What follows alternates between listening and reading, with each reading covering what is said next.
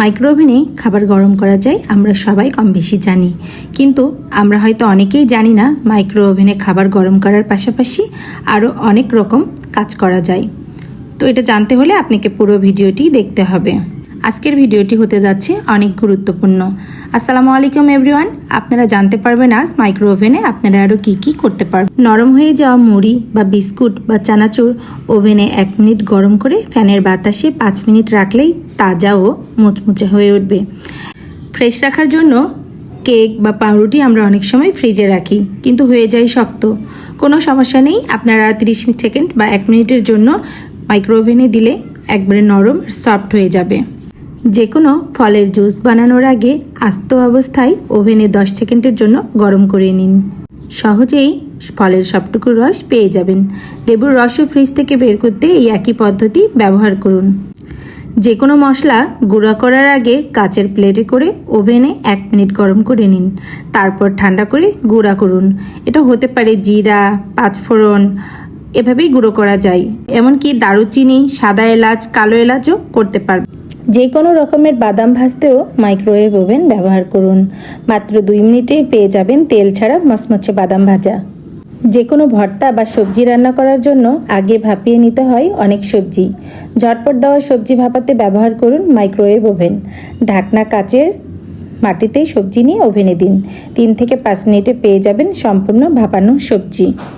পেঁয়াজ কাটার আগে ওভেনে আধা মিনিট গরম করে নিন। কাটার সময় চোখ জ্বলবে না। রসুনের খোসা ছাড়াতেও একই পদ্ধতি ব্যবহার করুন। গরম করে নিলে রসুনের খোসা ছাড়ানো সহজ হয়ে যাবে। কোনো কাচের বা প্লাস্টিকের বোতলের মুখ শক্ত করে আটকে গেলে অনেক সময় খুলতে বেশ বিপত্তিতে পড়তে হয়। অস্থির না হয়ে বোতলটি 30 সেকেন্ড ওভেনে গরম করে নিন, সহজেই খুলে আসবে। কাচের বয়াম বা বোতলের লেবেল সুন্দর করে তুলে ফেলতেও এই টিপসটি কার্যকর। তবে আমাদের কিছু সতর্কতা অবশ্যই মানতে হবে, যেমন আমরা স্টেনলেস স্টিল, অ্যালুমিনিয়াম বা লোহার কোনো হাঁড়ি পাতিল আমরা অবশ্যই মাইক্রোওয়েভ ওভেনে দিব না। সবচেয়ে ভালো হয় যদি আমরা বাসনের তলায় মাইক্রোওয়েভ ওভেন সেফ লেখাটি দেখে ব্যবহার করলে। মাইক্রোওয়েভ ওভেনে খাবার গরম করার সময় অবশ্যই মাইক্রোওয়েভ ওভেন প্রুফ ঢাকনা ব্যবহার করুন। তা না হলে আপনার শখের ওভেনটি খুব দ্রুতই রান্নার খাবারের তেল ছিটে নষ্ট হয়ে যেতে পারে। অনেক বেশি সতর্ক থাকলেও আমাদের মাইক্রোওয়েভ ওভেনটি কিন্তু ময়লা হয়েই যায়। আর তেল চিটচিটে ময়লা দূর করার জন্য একটি বাটিতে একটা লেবুর রস চিপে নিয়ে আমরা মাইক্রোওয়েভ ওভেনের মধ্যে 30 সেকেন্ডের জন্য অন করে দিব। এতে করে লেবুর রসটি সারা ওভেনে ছিটে গেলে আমরা একটা পরিষ্কার ন্যাপকিন দিয়ে পুরো ওভেনটিকে সুন্দর করে পরিষ্কার করে নেব। আমার এই ভিডিওটি যদি আপনাদের সামান্যতম ভালো লেগে থাকে, অবশ্যই আমার নতুন এই পেজটিকে ফলো দিয়ে পাশে থাকবেন।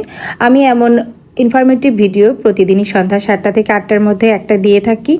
তাই আপনাদের যদি ভিডিওটি ভালো লেগে থাকে এবং অন্যকে জানানোর জন্য হলেও ভিডিওটি শেয়ার করে আপনার টাইম লাইনে রাখুন। ধন্যবাদ সবাইকে ভিডিওটি দেখার জন্য।